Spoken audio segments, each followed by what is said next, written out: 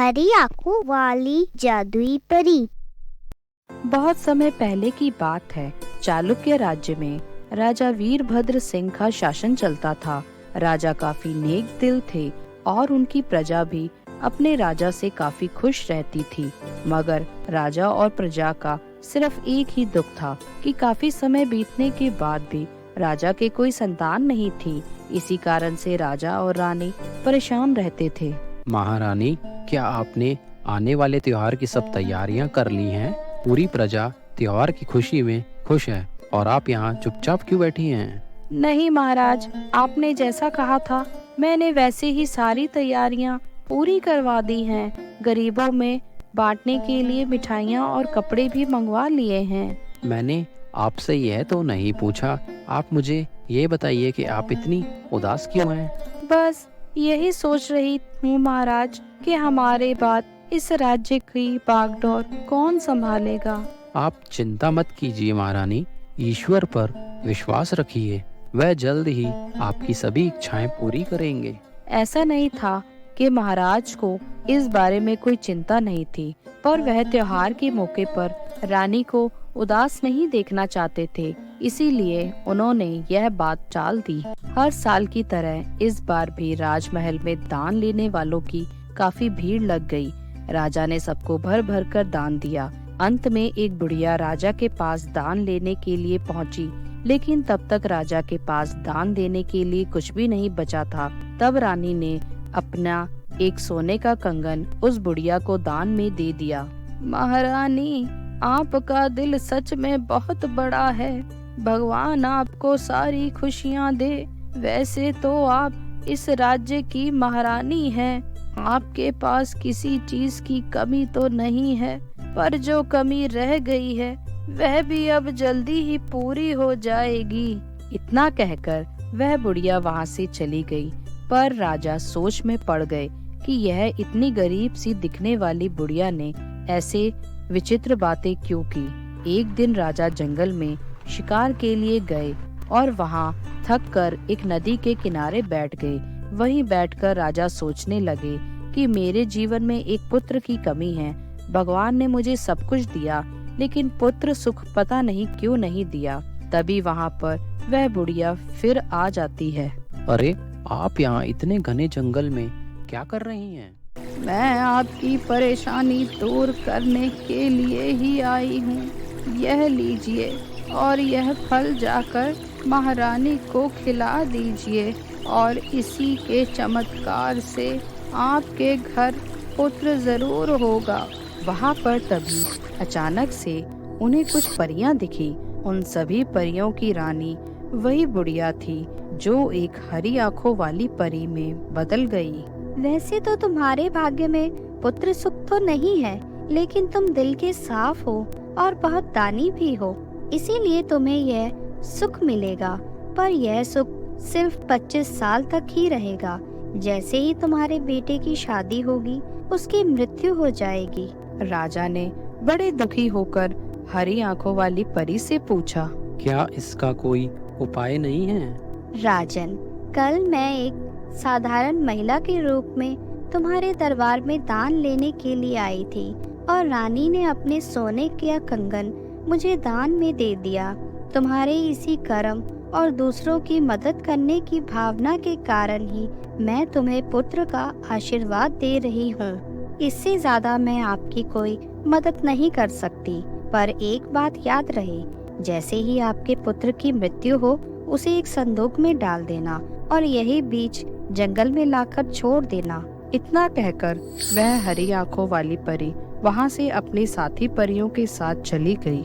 राजा ने महल जाकर सारी बात महारानी को बता दी और उसे वह फल खाने को लिए दिया। राजा की पत्नी ने फल खाने के ठीक 9 महीने बाद एक पुत्र को जन्म दिया। बेटा होने की खुशी में राजा ने बहुत बड़ा जश्न रखा। जश्न के बाद बेटे का नाम उदय रखा गया और देखते ही देखते राजकुमार उदय 24 वर्ष के हो गए। महाराज, अपने पुत्र उदय अब विवाह योग्य हो चुके हैं। हम सोच रहे थे कि अब हमें उनके विवाह की तैयारियां करनी चाहिए। उनके लिए वैसे भी कई राज्यों से विवाह के लिए प्रस्ताव आ चुके हैं। इसमें अब हम क्या कहें रानी, आपको और उदय को जैसा ठीक लगे हम भी उसी में खुश हैं। राजा ने फल देते समय सारी बात रानी को नहीं बताई थी कि हरी आंखों वाली परी ने फल के साथ साथ यह भी बताया था कि उनके पुत्र की आयु सिर्फ 25 वर्ष की ही होगी। रानी ने जल्द ही एक सुंदर सी राजकुमारी ढूंढकर अपनी बेटी की शादी करा दी। शादी के कुछ ही दिनों बाद राजकुमार की उम्र 25 वर्ष की पूरी हो गई और 25 वर्ष के होते ही हरी आंखों वाली परी की बात भी सच हो गई। राजा के बेटे की मृत्यु हो गई। जब राजा अंतिम संस्कार के लिए लोगों के साथ शमशान की ओर बढ़ने लगे तो राजा को उस परी की बात याद आ गई। राजा ने तुरंत ही सबको एक बड़ा सा संदूक लाने के लिए कहा। संदूक आते ही राजा ने भारी मन से अपने बेटे को उसमें डाला और उसके बाद राजा ने अपने सैनिकों की मदद से उस संदूक को घने जंगल के बीच में ले जाकर रख दिया। वहां से लौटने के बाद राजा का मन किसी काम में नहीं लगा। ऐसे ही कुछ समय बीत गया और एक रात उदय की पत्नी को एक सपना आया कि उदय जंगल में है और उसे मदद के लिए बुला रहा है। यही सपना उसे हर रात आने लगा। तो फिर वह एक दिन चुपचाप से सच का पता लगाने उसी जंगल की ओर चली गई। वहां जाकर उसने अजीब सी चीजें देखी। वहां सच में ही उसे एक संदूक दिखा। उस संदूक के पास कुछ परियां थी। वह उन्हें पेड़ के पीछे से छुपकर देखने लगी। उसने देखा कि एक हरी आंखों वाली परी ने पास ही लगे फूलों में से एक फूल लाकर उदय के माथे पर लगाया और उदय उठकर बैठ गया। यह देख उदय की पत्नी हैरान हो गई कि मृत व्यक्ति कैसे जीवित हो सकता है।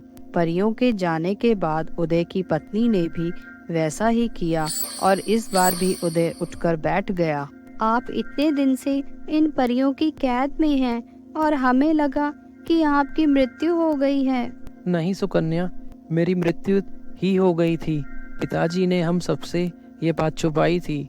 मेरे जन्म से पहले ही इसी हरी परी की जादुई शक्तियों से मेरा जन्म हुआ था और इन्होंने मेरी आयु सिर्फ 25 वर्ष की ही दी थी और 25 वर्ष होते ही पिताजी ने इन परियों को मुझे वापस लौटा दिया। पर कोई तो उपाय होगा इनसे आपकी जान वापस मांगने का। हाँ, एक उपाय है। अगर हरी आंखों वाली रानी परी चाहे तो वही मेरा जीवन लौटा सकती है। इतना सब कहकर उदय वापस अपने संदूक में लेट गया और सुकन्या वापस महल आ गई। अगले दिन सुकन्या फिर से उसी जगह गई, परियों का इंतजार करने लगी। तुम यहाँ पर क्या कर रही हो? तुम्हें इस जगह का पता किसने बताया? मैं उदय की पत्नी हूँ। आप लोगों ने इन्हें इस तरह यहाँ कैद कर रखा है। कृपया करके इन्हें आजाद कर दीजिए। महल में सब बहुत दुखी हैं उदय की मृत्यु के बाद। नहीं, ऐसा नहीं हो सकता। तुम बेकार ही अपना समय नष्ट कर रही हो। वापस महल लौट जाओ। नहीं, मैं नहीं जाऊंगी। आपको मेरी विनती स्वीकार करनी ही होगी। मैं आपसे भीख मांगती हूँ। इतना कहते हुए सुकन्या ने रानी परी का हाथ पकड़ लिया और बातों ही बातों में सुकन्या ने वह सोने का कंगन परी के हाथ से निकाल लिया जो पहली बार में रानी ने उसे दान में दिया था और झट से उस कंगन को पास ही लग रही आग में फेंक कर जला दिया। कंगन के जलते ही उदय अपने आप से आजाद हो गया, क्योंकि उदय ने ही सुकन्या को यह बताया था कि उसकी जान उस कंगन में कैद है। तुम बहुत चतुर हो और बहुत समझदार भी। तुमने अपने पति के प्राण हमसे छुड़ा लिए। मैं तुम्हारी समझदारी से बहुत खुश हूँ। तुम अपने पति से बहुत प्रेम करती हो और अब तुम उदय को अपने साथ वापस ले जा सकती हो। ऐसे ही और मजेदार वीडियोस देखने के लिए लाइक, कमेंट, शेयर और सब्सक्राइब करें हमारे चैनल को। Thank you. Bye bye.